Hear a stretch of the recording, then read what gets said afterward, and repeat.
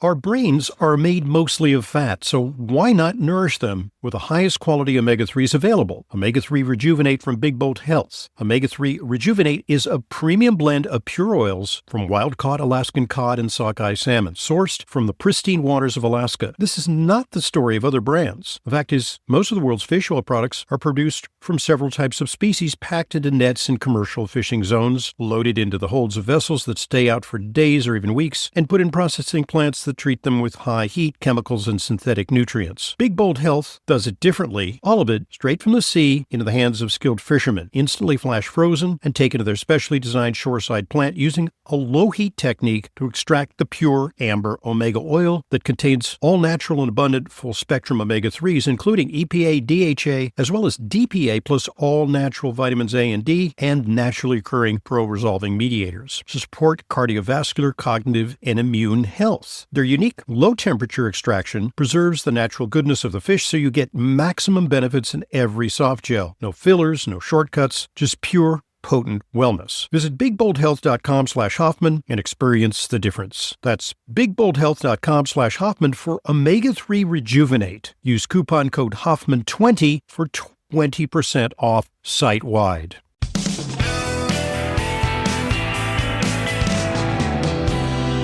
Welcome back to today's Intelligent Medicine Podcast.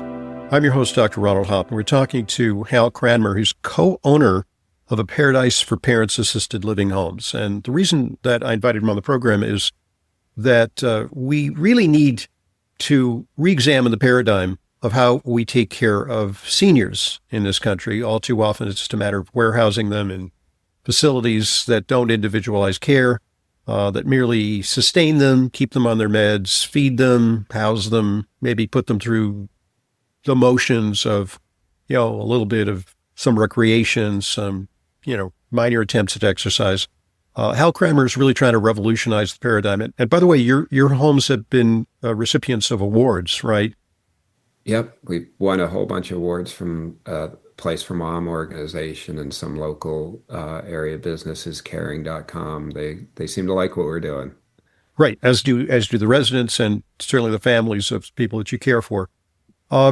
So one of the dilemmas that I've always had as a physician, sometimes I'm taking care of parents, I'm taking care of patients, and the patients are, middle-aged or older, and they say, Dr. Hoffman, can you please recommend some vitamins for my poor mom, dad, relative who is currently in assisted living?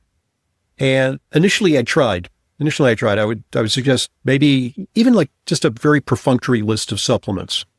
And I finally gave up because inevitably I was declined because it was thought that introducing these exotic formulations, things like fish oil and vitamin D and multivitamins, that somehow, if it wasn't on the formulary for the home, that this was superfluous. And, I really couldn't affect any change. So I finally said, I'm sorry, my hands are tied. Nursing homes, assisted living places just won't listen to me. They won't, even though I'm a physician, I cannot prescribe for your parent. You take a different tack on that? I do. I'm on your camp, on your side. Okay. So I've fired a couple doctors that have told me that because I'm like, all assisted living is regulated at the state level. It's Sure. not really a federal thing. And I don't want to speak for other states, but in Arizona, basically a doctor has free reign in an assisted living. I swear a doctor could probably prescribe heroin. I mean, they prescribe morphine a lot. But as long as I have a doctor's order for something, I can give them anything that the doctor wants. And likewise, it's very hard to give them anything that a doctor doesn't give you an order for. Right. I tell them food and non-alcoholic beverages about it. And we can give alcoholic beverages with a doctor prescription, believe it or not. Huh. I try to discourage that, but every so often we get someone who wants a beer before bed, and so we get the doctor to prescribe it. You get some authorization that it's medically okay to, yeah. Exactly. It seems awfully weird that Miller Lite is a medical prescription, but apparently it is. So what I do is I find a doctor who's very friendly to it. And I think a lot of the doctors are hamstrung by their insurance requirements Yeah. too. We do a lot of testing to determine if people are deficient in some vitamins. So that, A, that's a good reason to say Yeah.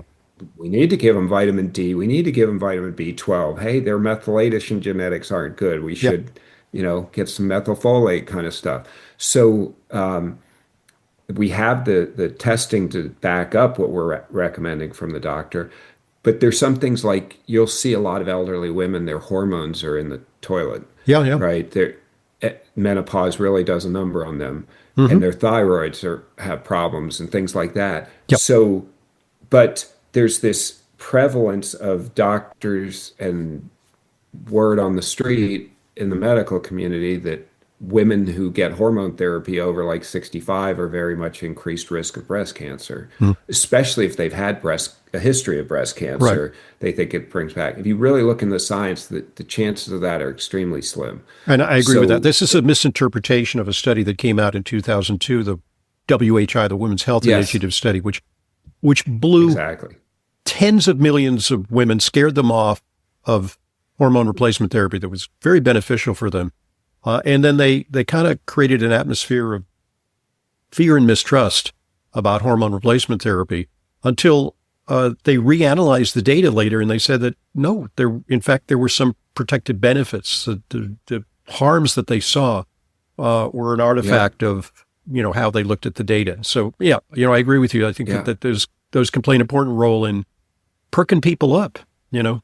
But the doctor's insurance company is going off that women's health initiative, and they're Yeah. telling the doctor, "You give them hormones, we're not insuring you for Yeah. any Yeah. problems." Yeah. Yeah. So, so they have to say, "My hands are tied." So that's where I try to find a friendlier doctor or something. I Hmm. have a very good hormone specialist, registered nurse that has given hormones to our ladies, especially some that we have dementia. And you see them calm Yeah. down, you see them a Hmm. lot less agitated, a lot less anxious, better sleep, all those kind of things. So we're we're trying to test for that all that the good stuff, Hmm. Hmm.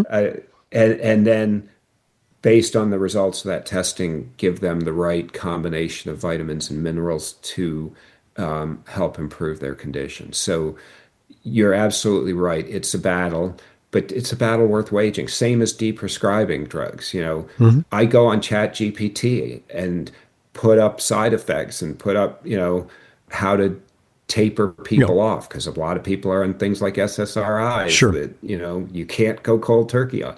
And then I present it to a doctor in a spreadsheet and go, look at all these drugs that have a side effect of dizziness, and they're complaining about dizziness all the time. Maybe we could do something there. So you're advocating for your patient.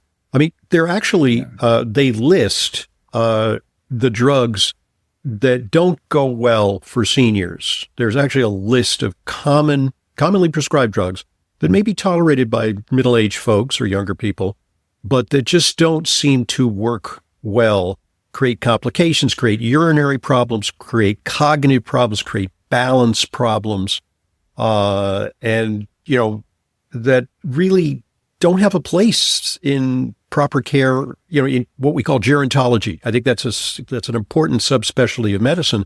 So we have to understand that Yep. what works, what's been found to be clinically effective in studies that look at mostly younger people, that you cannot apply these things willy-nilly to a senior population.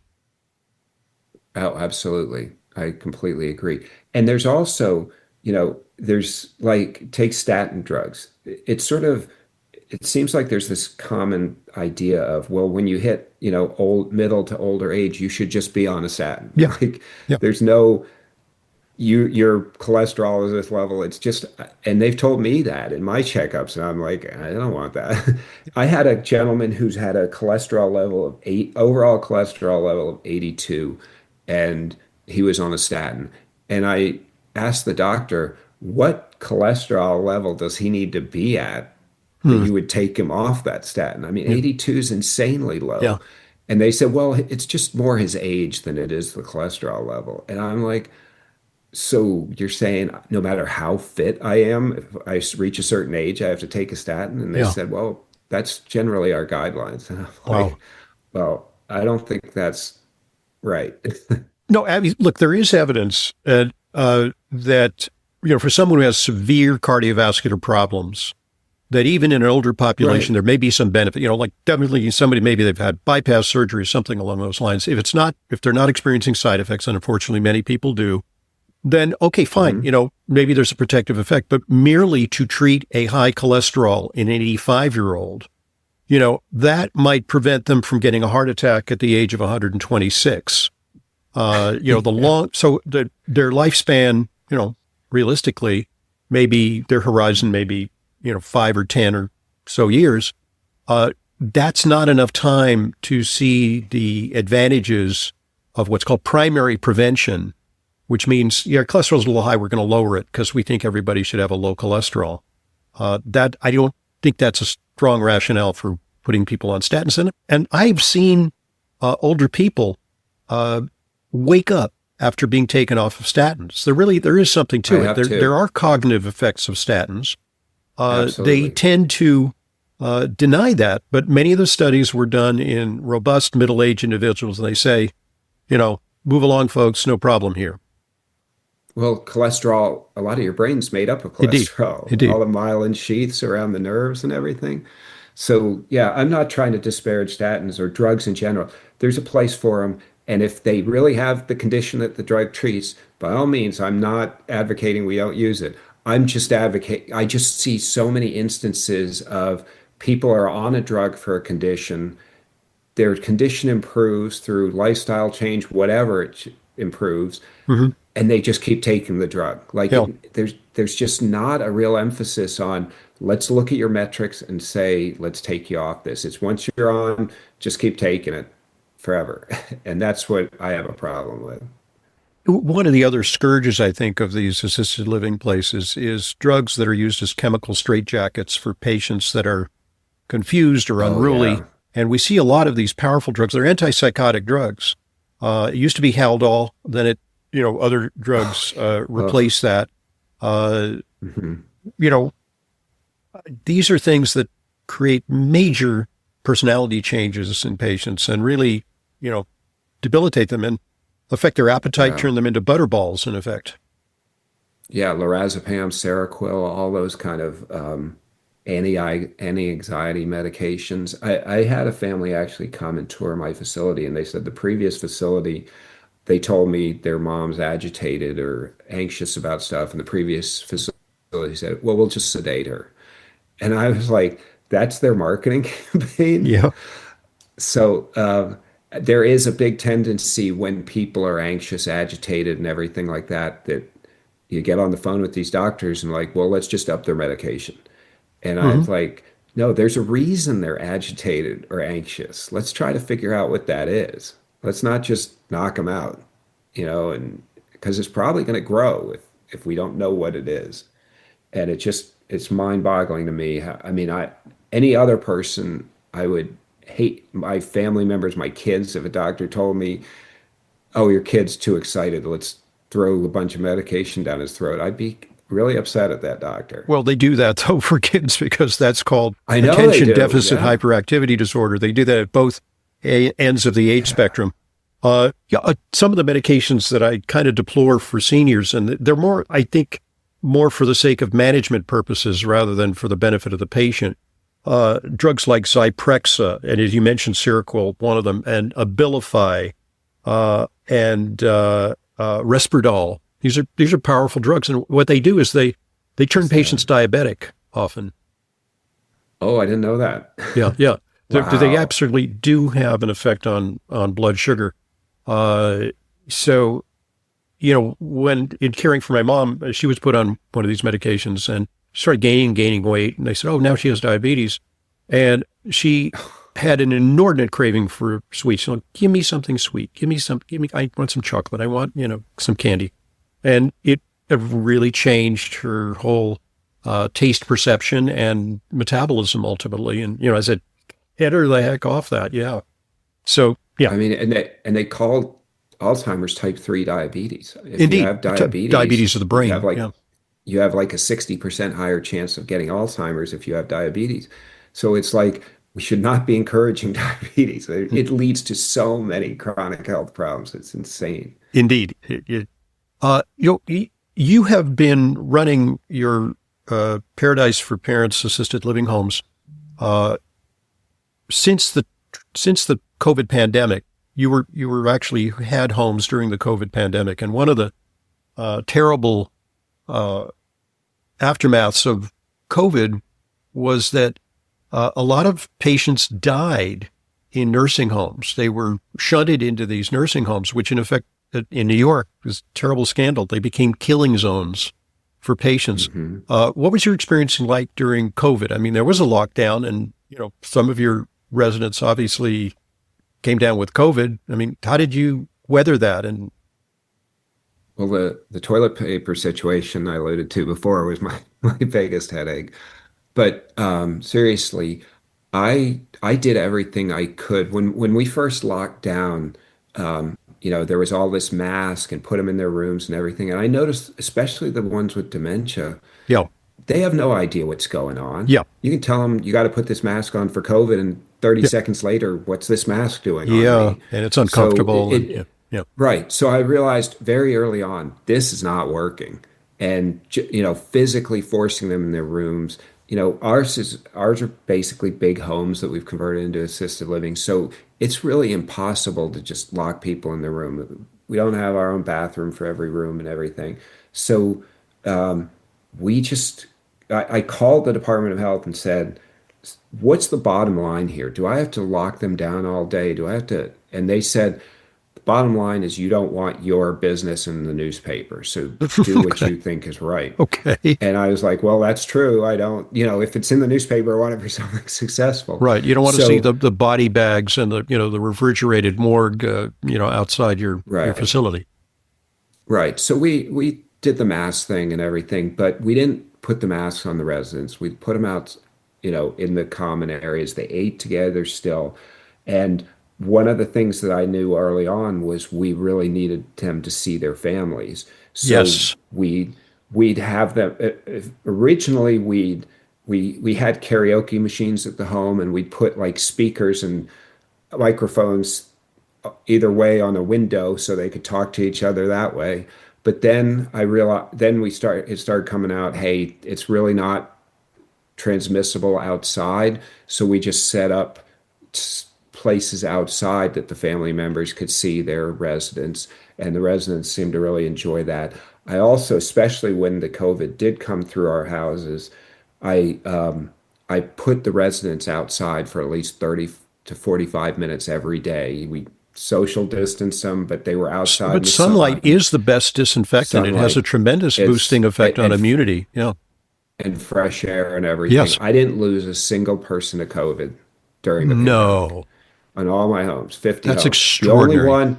The only one I lost, and we did a lot of vitamin D, Yeah. A, C, Yeah. quercetin. We were listening to doctors like you Yeah. and adding that. And the only one I had a guy come down with COVID, and it freaked him out, and he's like, I want to go to the hospital. And I'm like, you're going to be fine. Yeah. You got a cough. And he's like, I've watched what's happening to people. I want to go to. So we sent him to the hospital. They put him on a ventilator, and he Yeah. never came back. Those But it wasn't ventilators. my home that killed him. Yeah. Yeah. He In died in the retrospect, those hospital. ventilators, premature intubation and putting people on on respirators was the death knell for a lot of people, along with some of the Right. powerful drugs that they were initially um, dispensing, I think, a little bit too willy-nilly. Um, Yeah. I So wanted to talk. yes, the bottom line is, the fresh air, we still were serving them good food. We still had our trainer come over and exercise them. I just thought locking someone in their room away from their family with no activity is going to kill them with all sorts of ways Yeah, other than COVID. right. No, good call. Good call. And that's why I asked about it because, had that philosophy permeated some of the nursing homes where we saw such disastrous results in New York State, which ultimately, was the downfall of our governor, um, Hmm. because, of his mandating that people be evacuated from hospitals into nursing homes, to Hmm. ease the burden in the hospitals. I mean, that was a huge Yeah. miscalculation. But, Oh, yeah.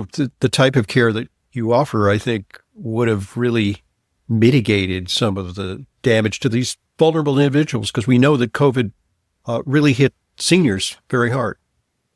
Oh yeah, we had a 100-year-old lady. She had a 99 fever and coughing for about 3 days, and was fine after that. Wow, that's So impressive. yeah. Yeah. Okay, folks, at this point, let's pause and allow one of our sponsors an opportunity to share an important message with you. So here goes. Listen up.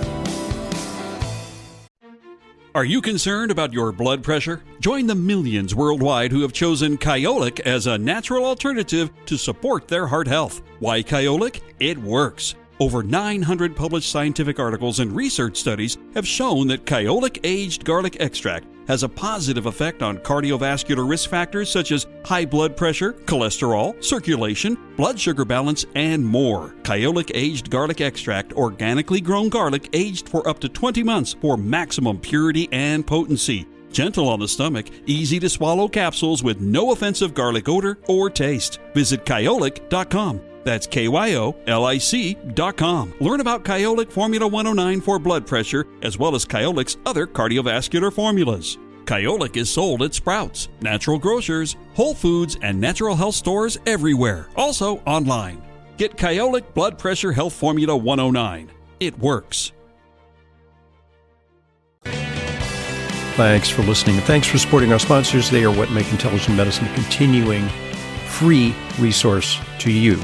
And now back to today's guest, Hal Cranmer, co-owner of A Paradise for Parents Assisted Living Homes.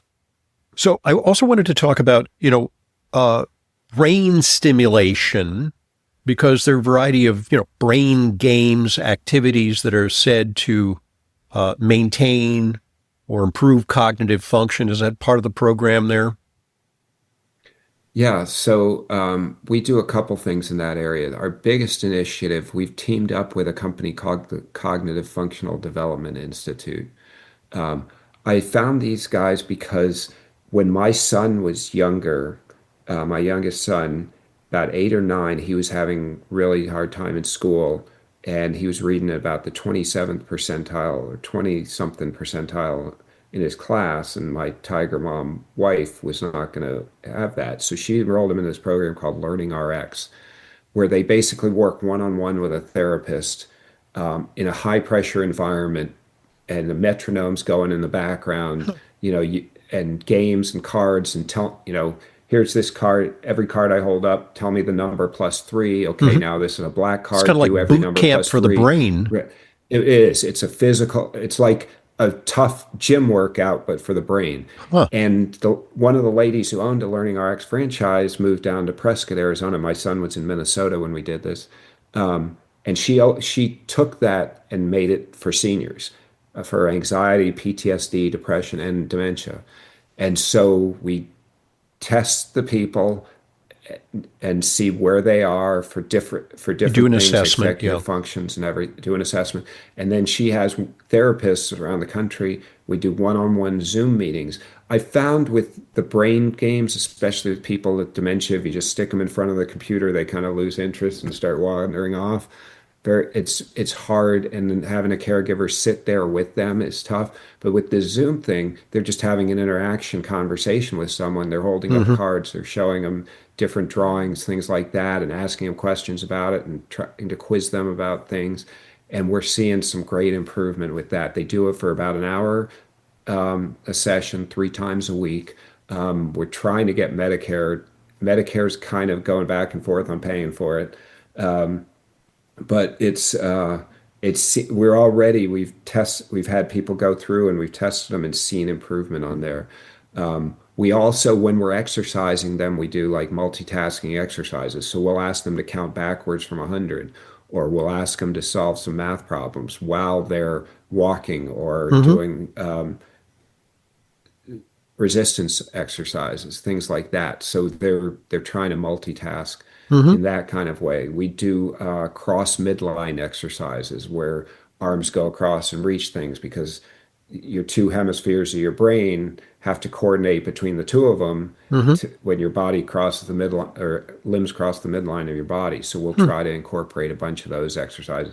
And my next initiative is to try to find a dance instructor to see if we could get some dancing, because I've been reading that learning dance moves with using your physical body and having to think about the dance moves really improves your cognitive performance too. So yes, we do the Sudoku and the crosswords, and we buy memory games, the cards where you flip over Yep. the cards and try to Hmm. find the pairs. Yeah. Well, we go to Shutterfly, we ask the family to submit 12 photos of their family, Oh. and we have Shutterfly make custom ones. Oh. And then that way, when they flip them over, they can go, "Oh, I know who that is," and they can talk about their grandkids or their, sisters or something like that as they're doing the memory game. So it makes it a Very lot more cool. fun for them as well.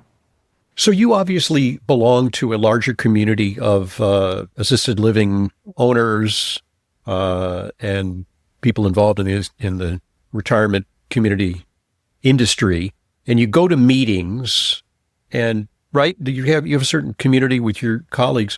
Do you see Yep. these ideas taking hold within the assisted living industry, or do you feel that you're just an outlier fighting a lonely battle to improve care? I think they're slowly taking a hold. There's a very big attitude of my mom's 85 or my residents are 85. Let them eat what they want. They don't have much Yeah, time left. This is yeah, what they really enjoy. yeah, And I get what they're trying to say, but it's like the reason they're in here is because of that. There's my parents are 88 and 86. They live at home and have a wonderful life and go traveling, and hmm, they got years left. So it's slow. I think what more is going to change it is families and older people wanting it rather than, because there's a lot of people. I was talking to a guy who owns a 600 bed facility. It's yeah, independent living, assisted living, memory care, that kind of, even hospice wing, I think they have. And he says there's a core, he really wants to do it. And there's a core group of residents that really want to do it. And so they're forming like dietary group, like, instead of crochet meetings on Thursday, it's we're going to nutrition meeting on hmm, Thursday. hmm, And these certain residents are into it. But he says there's a whole lot of them are like, I really like my cake. I want my ice cream after dinner.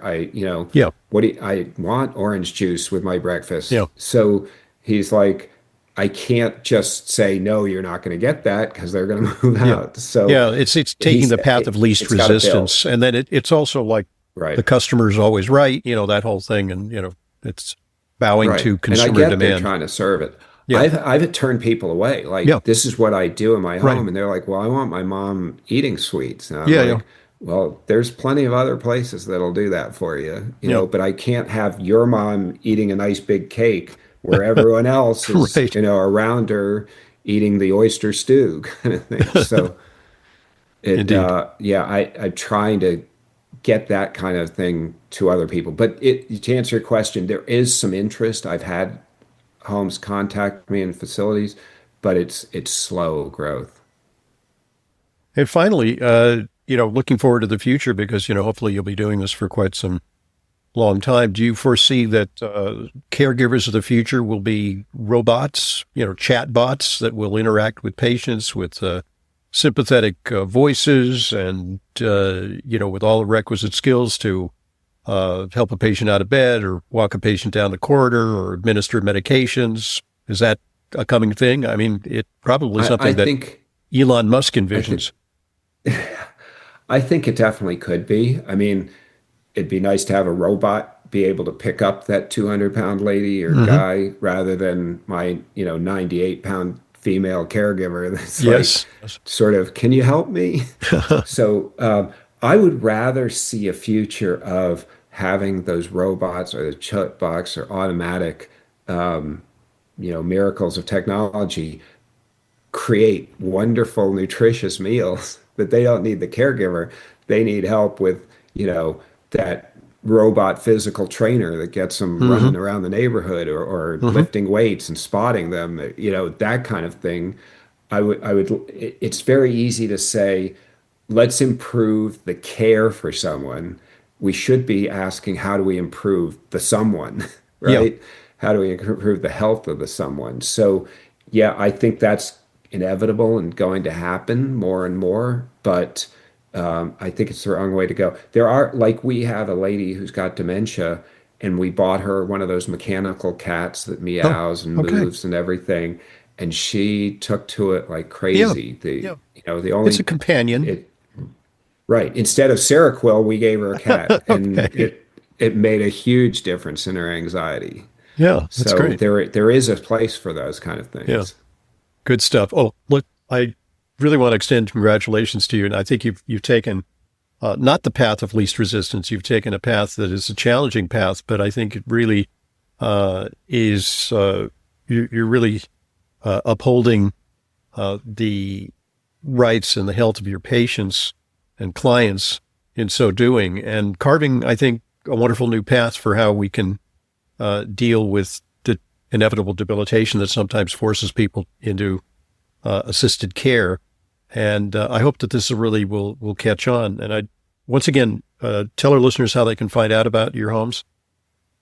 Sure. So my website for my homes is paradiseforparents.com. The letter A, paradise, FOR, parents.com. I'm on Facebook. I have a Facebook group called Brainstorming Alzheimer's if they want to join to discuss different research into dementia and Alzheimer's. And I have a Thrive at Your Home community at thriveatyourhome.com, where we try to get people to never need a nursing home, that they Right. can reverse their chronic conditions through lifestyle changes. And we encourage them to do that, and work with other people who are having success doing that. You're going to be turning away customers then in so doing. But I hope so. Yeah, okay, well, I'm hoping I turn them away because they're getting better and they can live on exactly. their own and enjoy life. Good stuff. Thank you so much, Hal Cranmer, for joining us, and all the best to you. And maybe I'll make a reservation now. For maybe 10 or 15 years hence. Who knows? I might. The goal is you never need a reservation. Okay. Well, I'm obviously you and I both walk the walk when it comes to that. We're trying to build our cognitive reserve as well as our physical reserve through a variety of activities that I think keep people fit, and diet, exercise, sleep, all those are ingredients in that. So, and the right supplements, of course. So thanks very much for upholding these values that are sometimes so often ignored in the assisted living industry, which is becoming a huge industry in this country. Thank you so much for joining us. Thank you. I really enjoyed this. I'm Dr. Ronald Hoffman, and this is the Intelligent Medicine Podcast. I want to thank you for listening to the Intelligent Medicine Podcast. Follow us on Apple Podcasts, Spotify, Amazon Music, or your favorite podcast app, and get new episodes automatically downloaded every weekday. And please give us a rating and review. It truly helps new people discover intelligent medicine. The Intelligent Medicine Podcast is for general informational purposes only and does not constitute the practice of medicine, nursing, or other professional healthcare services, including the giving of medical advice, and no doctor-patient relationship is formed. The use of information on this podcast or materials linked from this podcast is at the user's own risk. The content of this podcast is not intended to be a substitute for professional medical advice, diagnosis, or treatment. Users should not disregard or delay in obtaining medical advice for any medical condition they may have, and should seek the assistance of their healthcare professionals for any such conditions. Finally, please visit drhoffman.com and discover everything intelligent medicine has to offer, including frequently updated, unbiased health news and fully vetted product and supplement recommendations. There were many important reasons why I started my FullScript online supplement dispensary. I wanted to offer you the same curated professional-grade supplement brands that I use, the ones I know and trust. I also wanted to ensure that they weren't counterfeit or expired. Recently, I've been hearing more and more about counterfeit or expired products purchased from online retailers. With FullScript, you can be confident your supplements are genuine and they'll arrive with optimal freshness and potency. Also, buying through FullScript offers fast, free shipping, optional refill reminders, and a highly rated mobile app. It's safe, secure, HIPAA compliant, and offers world-class support. Go to DrHoffmanStore.com for more information and to start your free FullScript account. You'll get access to the supplements and features you need to help you achieve your wellness goals, including my custom targeted protocols that combine the products I recommend to address specific needs, heart health, immune support, and much more. To get started, just go to DrHoffmanStore.com, DrHoffmanStore.com.